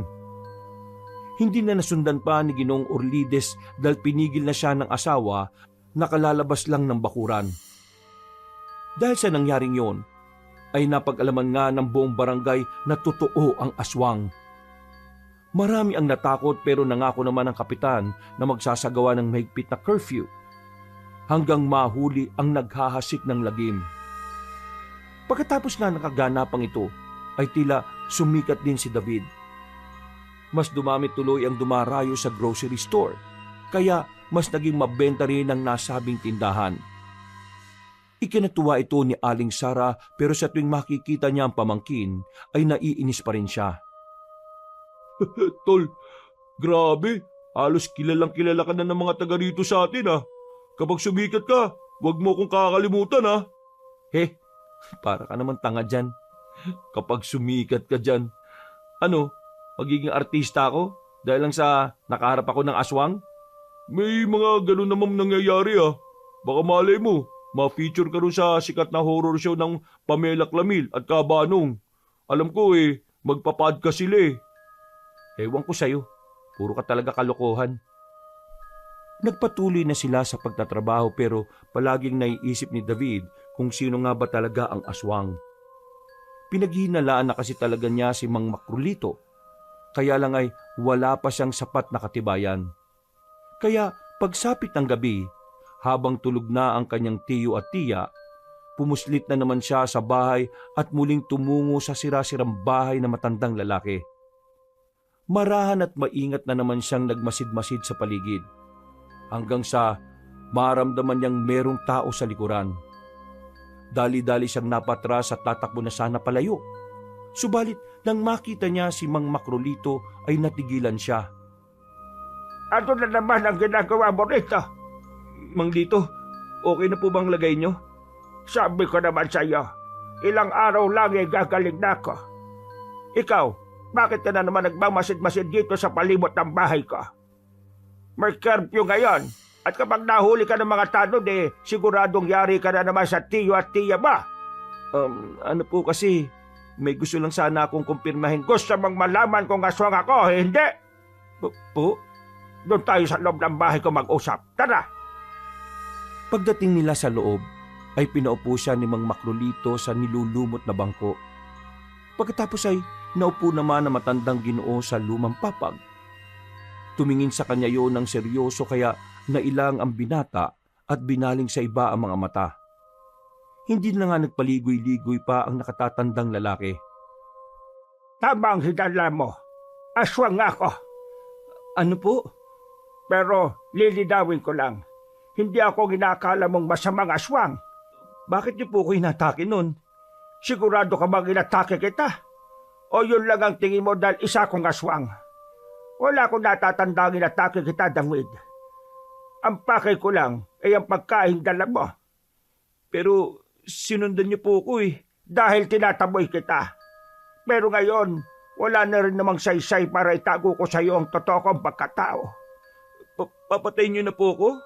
Kung gusto kitang gawa ng masama, noon ko pa sana ginawa. Hindi ako basta-basta pumapatay ng mga tao. Lalo na kung wala namang ginagawang masama sa akin. Yung mga nababalitaan nyo ng mga pagsalakay na ginawa ko, wala naman akong sinasalakay na kahit sinong tao. Lahat, puro tira-tirang pagkain lang. Isa kong kiwig na may kakayaan mag-anyong baboy, aso at pusa, at natural na aswang. Kung ganun, kayo po yung pusa, aso at baboy na nakikita ko madalas na pag-alagala sa gabi? Oo, ako nga yun. Ang pagiging pusa ang pinakapaborito kong pagpapalit ng anyo sa lahat. Kaya sa tuwing pumapasok ako sa mga bahay-bahay para kumuha ng natitirang ulam, doon ako na pagkakamalang pusang ligaw. Nagpapalit lang ako bilang isang aswang kapag nalalagay na ako sa alanganin katulad ng engkwentro ko sa tiyuhin mo. Opo, ngayon naiintindihan ko na po. Pero bakit niyo po sinasabi sa akin to? Dahil naaawa rin ako sa iyo sa kabilang banda. Kung gusto mo ng tulong, sabihin mo lang sa akin. Nakikita ko ang paghihirap mo sa kamay ng mga tiyo at tiya mo. Nagtitiis ka lang din dahil sa pamilya mong nangangailangan. Amoy na amoy ko ang matinding sama ng loob sa iyo para sa kanila. Kaya kung anong gusto mong mangyari, sabihin mo lang sa akin. Hindi ako magdadalawang isip na bigyan sila ng leksyon. Pero ano pong gagawin nyo kay tiyo at tiya kung sakali? Tadhana na lang din ang makapagsasabi. Basta, magsabi ka lang kung anumang oras kung makapagdesisyon ka na. Sige na, bumalik ka na sa inyo bago pa man malaman ng mga kaanak mo na wala ka sa kwarto mo. Pagkatango ay maingat na ngang umuwi ng bahay si David at pagdating sa kwarto niya ay hindi kagad siya nakatulog. Pinag-isipan niyang mabuti ang suwestyon ni Mang Makrolito na isa palang aswang na kiwig.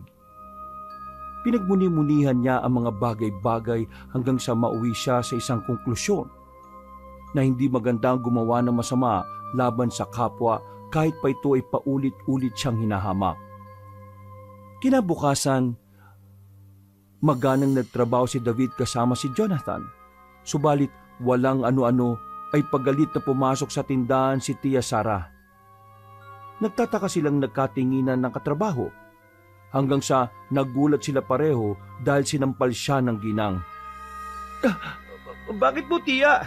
Anong bakit, ha? Nagmamang-maangang kapanghayop ka? Nawawalang isa sa paborito kong alahas sa kwarto. Sino pa ba magnanakaw noon? Alangan namang ang asawa ko? Po, hindi naman po ako nakapasok sa kwarto niyo ni isang beses. May magnanakaw bang umaamin sa kasalanan, ha? Hindi na nagawang makasagot na matipunong binata dahil makailang beses siyang pinaghahampas ng tiyahin. Sinalag niya lang ang mga ito.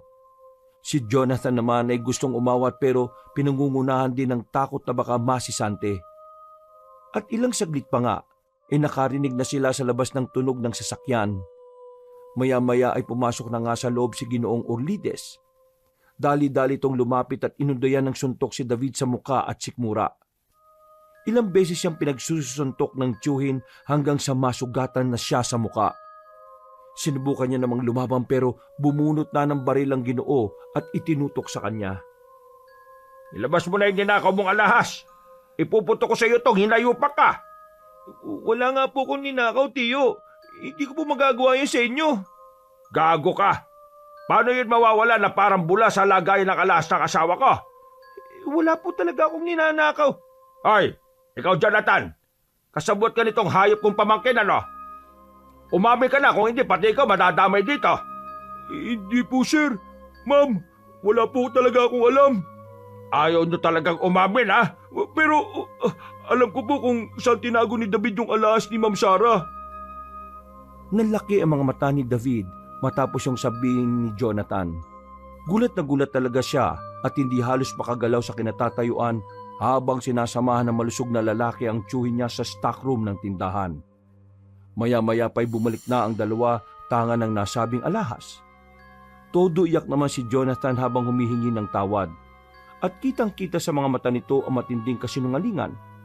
Kinuha niya po yan nung nakaraan pa. Nakita ko lang po yan dun sa pinagtataguan niya. Sinabihan ko na nga po siya na ibalik pero nagagalit po siya sa akin eh. Tinatakot niya rin ako na idadamay kapag sinabi ko sa inyo. Plano na po kasi niyang umalis dito tapos dadalhin niya yan. Tapos magnanakaw pa raw siya sa vault ninyo. Uy, ano pinagsasabi mo, Jonathan? Puro yan kasinungalingan. Tama na, David! Ikaw ang kumuha niyan eh. Nung pinapasok kita sa bahay nung araw na yon. Matagal na ako nagtatrabaho sa tindahan na to. Ni isang beses, hindi ko nagawang mangupit ni piso. Kaya mabuti na lang din na nangyari to para malaman ng tiyo at tiya mo ang totoo. Umami ka na, dahil buko na ang sikreto mo. Pasensya na tol dahil hindi ko kayang mabuhay ng ganyan.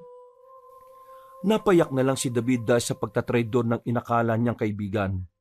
At dahil dito ay mas lalong nagalit ang mag-asawa sa kanya. Makailang beses pa siyang binugbog ng tiyuhin hanggang sa magka-black eye na siya at dumugo ang nguso. Tumigil lang ang Ginoo nang makitang duguan na ang kanyang noo. Matapos pukpukin ng baril, nanikluhod din si Jonathan at pinagbigyan naman siya at pinaniwalaan sa kanyang kasinungalingan, kaya napawalang sala siya. Dahil sa nangyari ay ikinulong si David sa kanyang kwarto. Sa tuwing papasok doon ng kanyang tiyuhin ay panay pambubugbog ang natatamo niya. Kapag naman ang tiyahin niya ang sumisilip sa kwarto ay puro panlalait at kayambangan ang binabato sa kanya. Nawala ng lakas ang binata at sa ilang araw niyang nakakulong ay malaki kagad ang naging epekto sa kanyang kalusugan. Nanghina siya at nangayayat. Gabi-gabi siyang napapayak dahil naiisip niyang mamamatay na siya sa lugar na iyon. Nang maalala niya si Nanay Jessie at ang bunsong kapatid na si Eliab, ay napayak siya habang pinipilit na igalaw ang sarili. Ilang araw na rin siyang hindi pinapakain bilang parusa. Kaya naman, sinusubukan na niyang kainin ng malambot na kahoy sa gilid ng kama. Ginagawa na rin niyang inumin ang ihi at ang patak ng kanyang luha. Pero hindi sapat ang mga to. Mas lalo lang siyang nanghina. Hanggang sa hindi na talaga niya naigalaw ang kanyang katawan. Napapikit na lang siya habang punong-puno ng pagsisisi. Bakit ganito ang nangyari sa akin? Wala naman akong ginawang masama eh. Kung mamamatay ako ngayon, sige na po. Patayin niyo na po ako. Pasensya na kayo, Nay. Eliab. Hindi ko na kayo masusuportahan. Hindi ka pa pwedeng mamatay, David. Hindi na ako kundi ikaw na mismong maghiganti sa mga taong gumawa ng hindi maganda sa iyo. Yayang gawin kita ngayon para manumbalik ang dati mong lakas. At ikaw na ang bahala kung anong gagawin mo sa mga taong iyon. Hindi na naintindihan ni David ang sinasabi ng matandang lalaki. Ni hindi na nga rin niya makita kung anong itsura ni Mang Makrolito na biglang sumulpot sa kung saan. Tila kasi nag-ahabol na siya ng hininga at nagdidilim na ang kanyang paningin. Namamanhid na rin ang kanyang buong katawan na parang nanlalamig. Hanggang sa maramdaman niya ang mainit na laway na dumadaloy sa kanyang bibig papasok sa sistema ng kanyang katawan. Sinubukan niyang isuka yon pero mas nangibabaw ang uhaw ng katawan niya. Nagdire-diretso ito hanggang sa maya-maya pa ay unti-unting uminit ang kanyang pakiramdam. Namilog ang kanyang mga mata at unti-unting luminaw ang kanyang paningin at pandinig. Doon niya naaninag ang nakakatakot na anyo ni Mang Makrolito bilang isang aswang na kiwig. Gusto niyang magsalita at magpasalamat pero tila mahina pa rin ang katawan niya. Pero ramdam niya ang mainit na pagdaloy ng kung anong enerhiya sa buo niyang pagkatao. Mang Lito, Magpahinga ka na lang muna ngayong gabi na ito. Bukas magagamit mo ang panibagong lakas na yan na ibinigay ko sa iyo. Hindi ko masasabi kung gaano kadelikado ang epekto niyan sa katawan mo. Pero ikaw na ang bahala sa kapangyarihang yan. Kung paano mo gagamitin. Ginawa ko lang ang alam kong nararapat para madugtungan ang buhay mo. Salamat po. Maraming salamat. Pagkatapos niyang sabihin yon, ay unti-unti na siyang nakatulog ng mahimbing hanggang kinabukasan. Nagising na lang si David ng mga bandang 4:00 ng hapon. Dahil nakalangap siya ng pamilyar na amoy, namilog na naman ang kanyang mga mata at habang nakahiga sa sahig ay napatingin siya sa pinto. Nakita niya sa ilalim ang isang paa, hanggang sa bumukas na nga ang pinto ng kinaroroonan niyang silid. Pumikit siya at nakiramdam. Amoy pa lang ay alam na niya kung sino ang pumasok na yon. Umalingasaw ang nangangasim na amoy ni Jonathan. Naramdaman niyang umupo ito sa tapat niya sa pagkalaon ay mahinang ngumisi. Pagkatapos ay pasimpleng hinimas-himas ang mga pasa at black eye niya sa muka. Grabe yung mga pasa mo, tol ah. Ano, buhay ka pa ba? Pasensya ka na kung nagsinungaling ako sa tiyo-tiya mo ah. Ang hirap naman kasi kung pabubuko nila ako. Talagang ako ang nagnakaw ng alahas.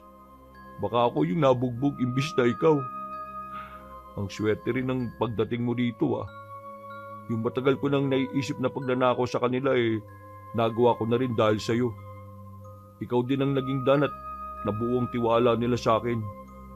Kung gagamitin kong pagkakataong to para mabuksan ko yung vault sa kwarto nila dahil umalis na pala sila ngayon at ipinagkatiwala nila sa akin ang tindahan.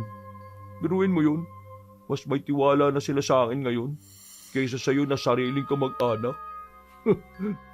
Tubig. Ano? Tubig? Oo, tubig. Nauuwaw ako. Aba, ang tibay mo rin ah. Buhay ka pa pala talaga. Ibig sabihin narinig mo yung mga sinabi ko? Hindi na bale. Mukhang di ka na rin naman magtatagal eh. naririnig ko yung usapan ng tiyo at tiya mo.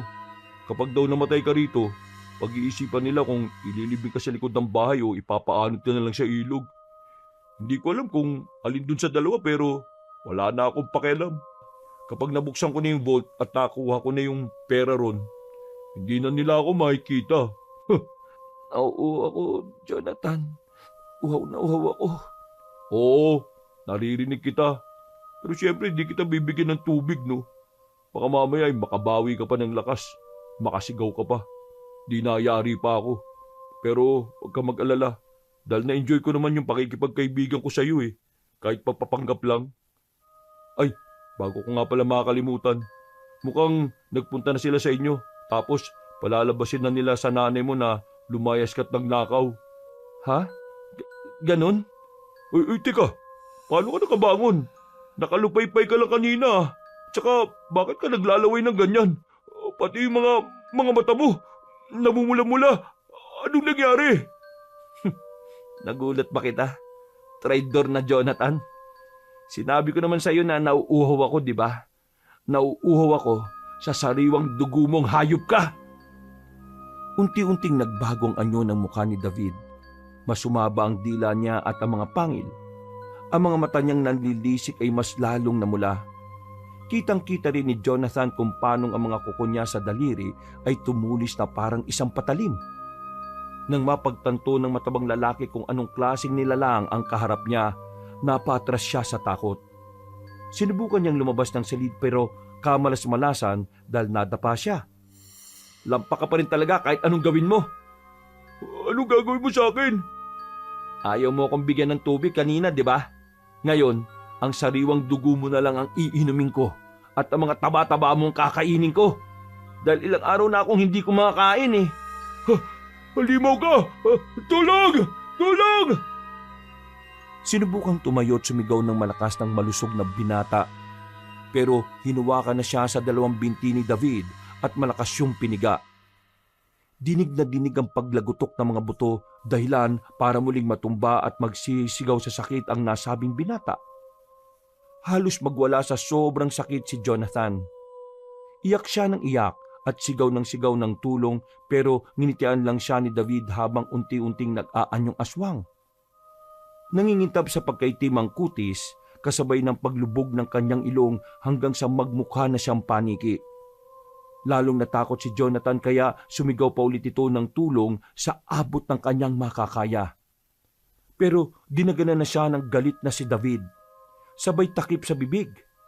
Nagpumiglas ang malusog na binata pero hinigpitan pa ng asawa ang pagtakip sa mukha at ilong. Hanggang sa mahirapan na siya sa paghinga. Nang makita niyang mauubusan na ng hangin yon, ay natutuwa siyang tinanggal ang kamay. Saklolo, tulong! Nandito yung aswang! Hinigit na ni David ang dila ni Jonathan hanggang sa mapigtalto. Dahil doon ay nagtalsika ng mga dugo at mas lalong nagwala sa sakit ang matabang binata. Pero ikinatuwa pa ito ng aswang. Hinimod niya ang mga dugo sa mukha ni Jonathan hanggang sa sinimulan na niyang bungkalin ng katawan nito. Dumanak ang dugo hanggang sa tuluyang malagutan ng hininga ang nasabing binata. At katulad ng sinabi ni David, sinimot niya talaga ang dugo at kinain ang mga laman loob ng dating kaibigan. Iniwan niya itong dilat na nakahandusay sa kanilang silid. Tinuring kitang totoong kaibigan, pero grabe yung pagtatraidor na ginawa mo sa akin. Dapat lang na mangyari sa iyo yan. Pasalamat ka nga dahil hindi na kita masyadong pinahirapan dahil naawa pa rin ako sa iyo kahit papaano. Iniisip ko pa rin ang pinagsamahan natin. Pagkatapos sabihin yon, ay pinagmasdan niya ang dilat at nakangangang bangkay ni Jonathan. Napaismid siya at napadura ng dugo sa mukha nito. At bago umalis, ay tinapakan niya ng ubod lakas ang ulo nito na nadurog. Nagtalsikan pa ang ilang parte ng laman-laman. Kinuha niyang isang piraso ng mata at saka ito nilantakan. Lumabas siya ng kwarto at pagdating sa kusina ay napasingap siya. Damang-dama niya sa katawan ng kakaibang lakas na hindi niya rin masukat. Mula sa katahimikan ng bahay ay naririnig niya ang ingay ng mga tao sa labas. kasama ng tibok ng puso at maging ang pagdaloy ng dugo ng mga yon. Mga bata man o matatanda ay lahat naririnig niya sa baryo, maging ang mga tsismisan. Mas lalo siyang nauwaw sa sariwang dugo at laman ng tao, kaya parang hindi na niya nakontrol ang sarili. Tumindi ang pagnanasa niya hanggang sa maalala ang huling sinabi ni Mang Makrolito bago ito mawala na parang bula. Hindi ko masasabi kung gaano kadelikado ang epekto niyan sa katawan mo. Pero ikaw na ang bahala sa kapangyarihan niyan kung paano mo gagamitin. Ginawa ko lang ang alam kong kinararapat para madugtungan ang buhay mo. Tila may kung anong demonyo na naguudyok sa kanya na gumawa ng masama sa kahit na sinong tao. Pero pilit niyang pinaglalabanan ang nasa ng laman niya. Para siyang nakikipagpambuno sa hindi makita. Kaya sinapak niya ang sarili hanggang sa mapahiga siya sa sahig at mawala ng malay tao. Madilim na nang siya ay magising dahil sa matinding ingay na naririnig. Gumana na kasi ang malakas niyang pandinig. Dali-dali siyang tumayo nang muling makaramdam ng kakaibang init. Natatakam na naman siya sa dugo ng tao, kaya pilit niyang nilalabanan ito. Nagpunta siya sa banyo at nagbuhos ng malamig na tubig ng maraming ulit hanggang sa mahimasmasan siya. Pagkatapos ay tinungo niya ang pinagtataguan ni Mang Makrolito na nasa ilalim ng tulay. Naabutan niya ang Ginoo na nagsisindi ng gasera. Alam na rin naman niya na naroon siya. Mang Lito, ano pong ginawa niyo sa akin? Niligtas ko ang buhay mo. Niligtas? Ginawa niyo po akong halimaw eh.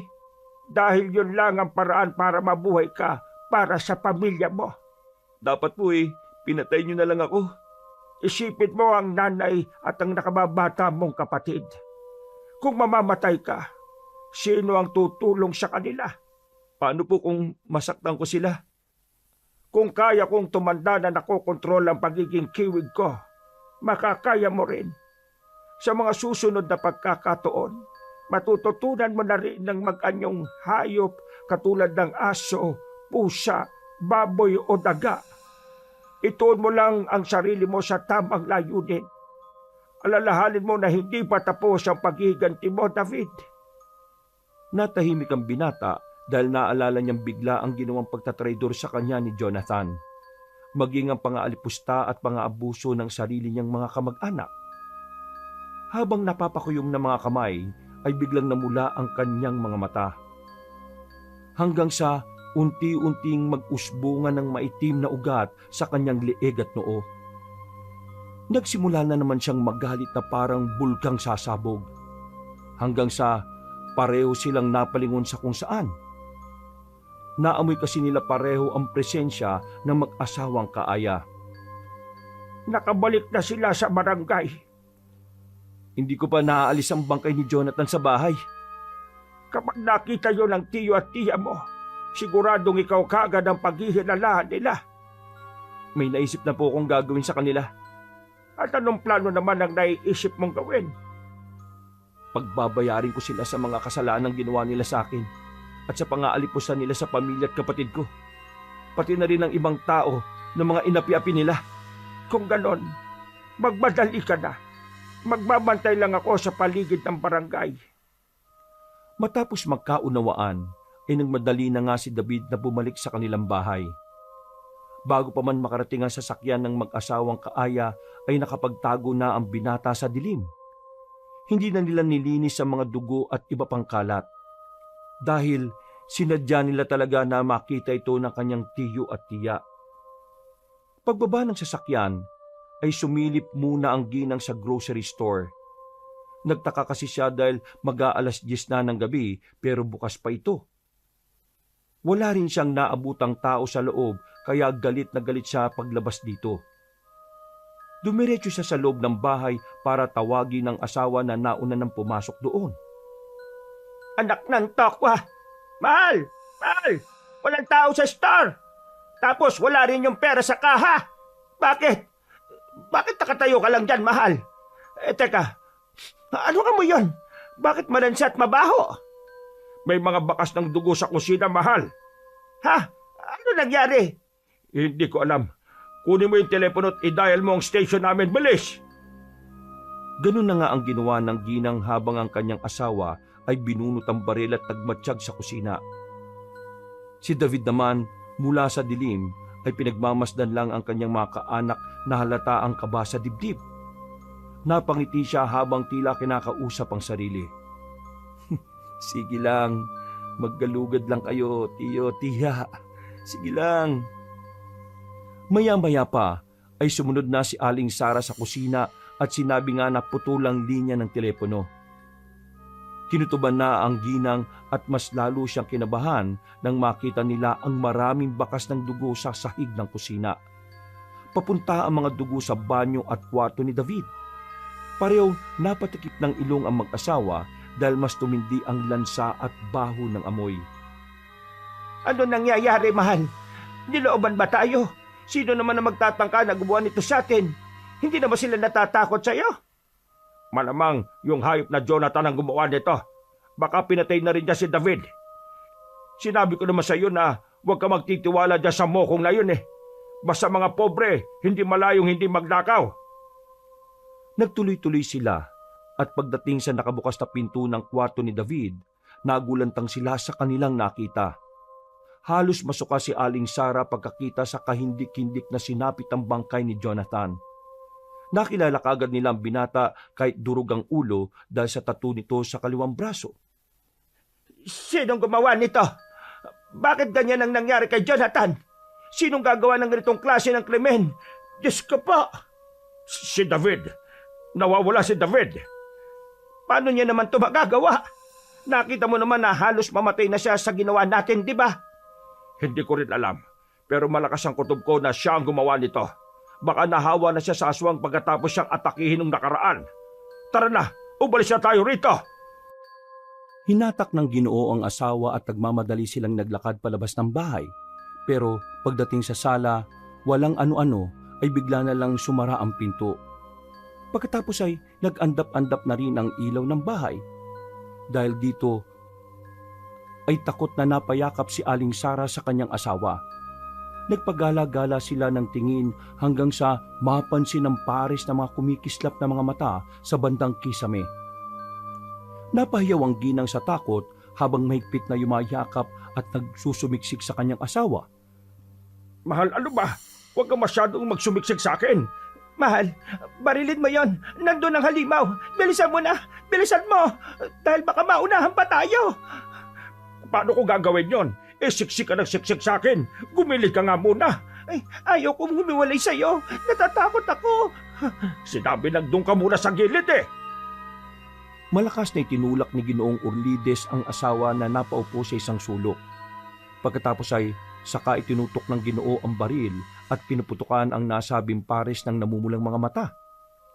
Napapikit si Aling Sara habang nakatakip ang tenga at nagsusumiksik sa isang sulok.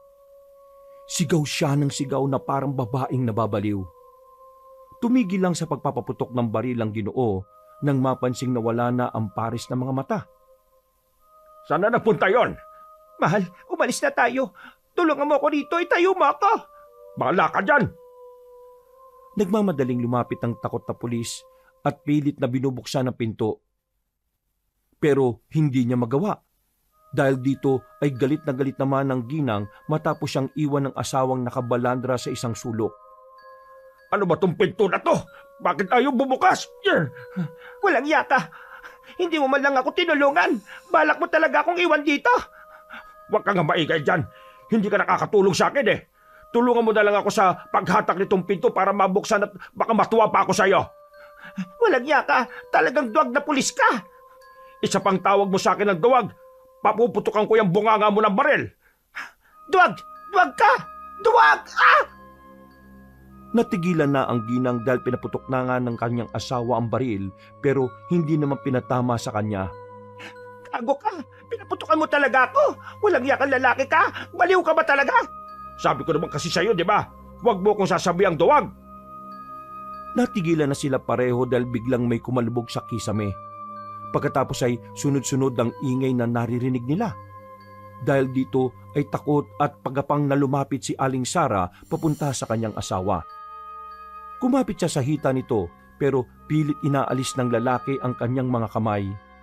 Umiyak siya at nagmamakaawa habang ang pulis ay pilit pa rin binuksan ang pinto na hinahawakan naman pala ni Ma'am Marcolito mula sa labas. Maya-maya pa, sa isang kisap mata ay biglang nabuwalang kisame at mula roon ay lumabas ang isang mabangis na halimaw. Namumula mga mata nitong matalim, matutulis ang tenga, lubog ang ilong na parang paniki. Nakausli ang mga matatalim ng ngipin habang nakalawit ang mahabang dila na naglalaway.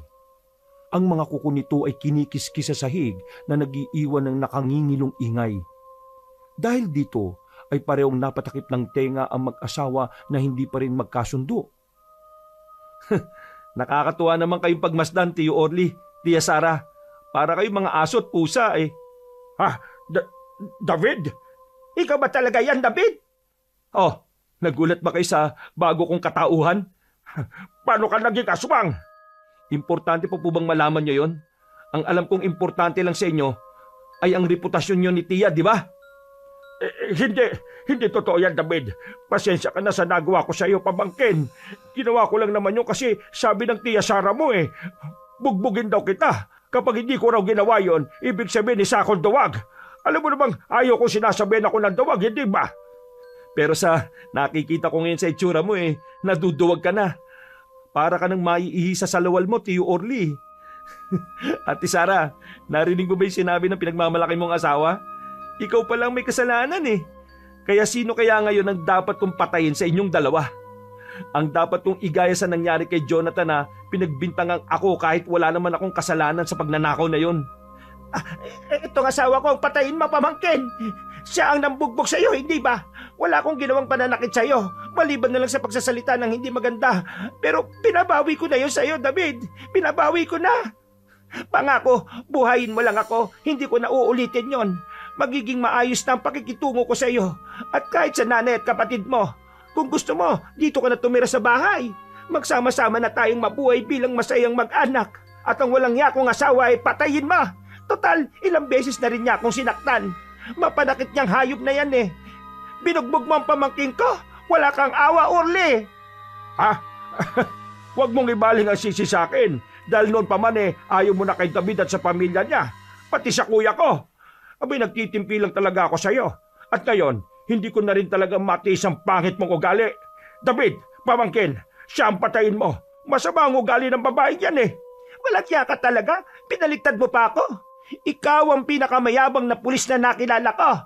Hambog ka pero sa totoong labanan, wala kang ibubuga. Puro ka lang sa chat at mapang-abuso kang gago ka. Ikaw ang gago. Sakim at gahaman. Ang hilig mo sa alahas pero hindi naman bagay sa iyo. Ikaw ang dapat mamatay at hindi ako eh. Ikaw ang dapat mamatay. Teka, tama na. Nakapili na ako ng dapat kong itulad kay Jonathan. Siya ang papatayin mo, hindi ba? Siya, di ba? Pamangkin, siya lang ang nambugbog sa iyo at hindi ako. Tamang sinabi mo, Tia. Si Tiyo ang nambugbog sa akin kaya muntik na ako mamatay. Siya ang dahilan kaya ako napilitang iyanggaw at gawing aswang ni Mang Lito. Ha? Lito? Sino yan?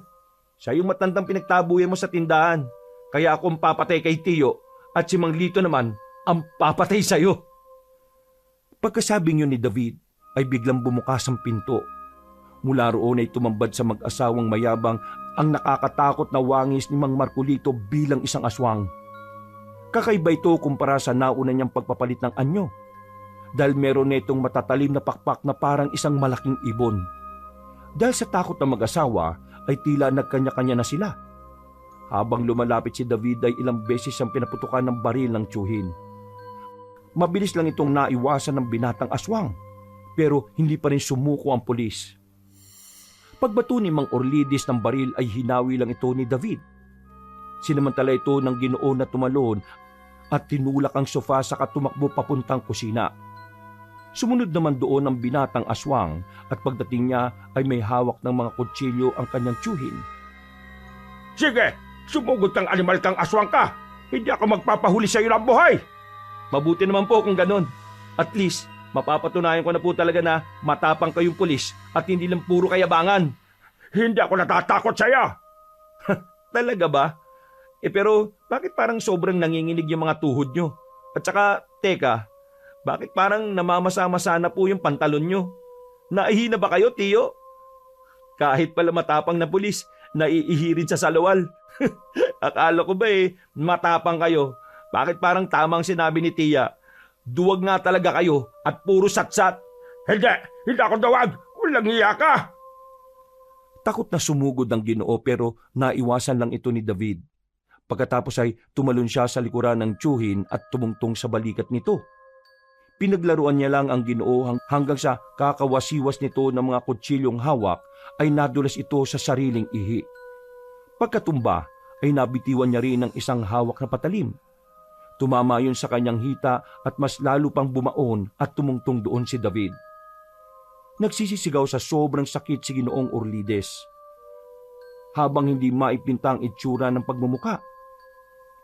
David, pamangkin, parang awa mo na. Tama na. Ang sakit. Sobrang sakit. Tagos na yung kutsilyo sa hita ko. Aray ko. Bakit naman ako titigil, Tiyo? Di po ba ganyan din ang ginawa niyo nung binubugbog niyo ako ng paulit-ulit? Ilang beses ako nagmakaawa sa inyo. Pero para lang kayong bingi. Tungtuwa ka pa nga habang nakikita akong nahihirapan Ngayon, ikaw naman ang pahihirapan ko ng husto. Tama na, parang awa mo na.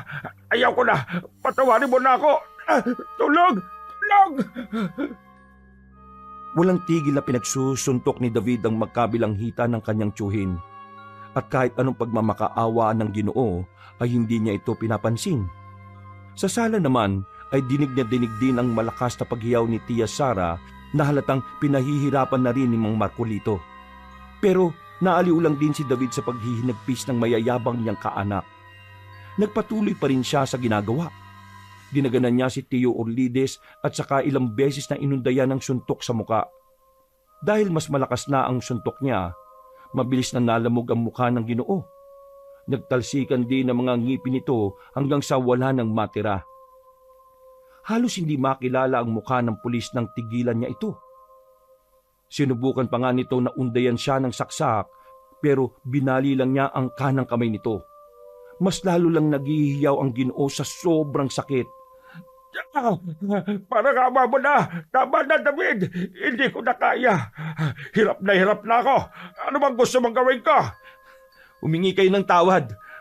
Pwede patawarin mo ako sa lahat ng mga kasalanan ginawa ko. Pakiusap. Tama na. Nang makita ni David ang pagmamakaawa ng kanyang tiyuhin, ay tila nahabag naman siya kaagad. Tumayo na siya at pumwesto lang sa isang gilid habang pinagmamasdan ang kaawa-awang kalagayan ng Ginoo. Ayaw niya sanang gawin yun pero ito lang din ang naisip niyang paraan para mailabas ang sama ng kaloobang nararamdaman para sa mag-asawang mayabang. Nang nakatuon na ang atensyon niya kay Tia Sara, na hirap na rin at nagmamakaawa naman kay Mang Marcolito, walang ano-ano ay dahan-dahang inabot ni Tio Urlides ang kutsilyo gamit ang kaliwang kamay. Pero hindi na siya nasaksak dahil dali-dali niyang sinuntok ang Ginoo sa muka. Sa lakas ng ginawa niya ay bumaon ang kanyang kamao. Nagtalsikan ng ibang parte ng laman, kaya nawalan na yun ng buhay. Walang emosyon niyang pinagpag ang kamay at saka tumayo. Pagkadaka ay lumapit siya sa tiyahin na halos mapaus na sa kakaiyak at pagmamakaawa. Parang awa mo na, David. Huwag mo akong papatayin. Ang tiyo mo na lang. Buhayin mo ako at pangako, magbabago na ako. Patay na si Tiyo. Ha? Pinatay mo na siya? Opo, Tiya. At ikaw nang susunod. Bago pa makasagot ang ginang, ay sinungalgalan na rin siya ng binatang aswang. Tumagos din ang kamao niya mula sa bibig hanggang sa batok.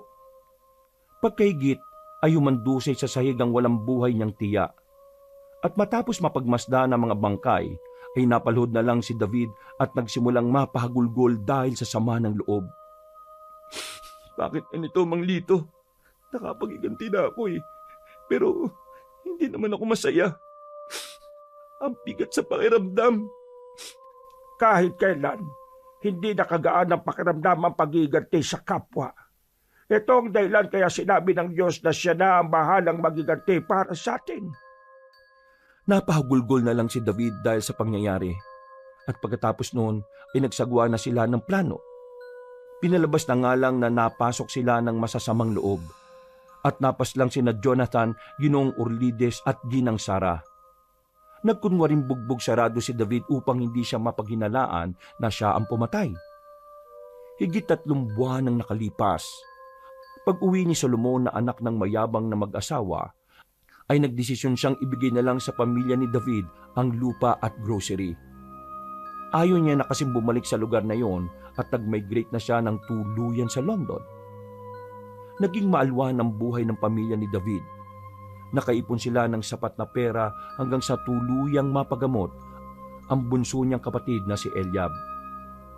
Subalit ang sumpa ng pagiging aswang ay nanatili sa kanya. Pati ang mabigat na daladalahin ay itinago niya ng matagal na panahon. Sa tulong ng gabay ni Mang Marcolito, ay nakontrol niya na maayos ang pagiging isang kiwig. Wakas,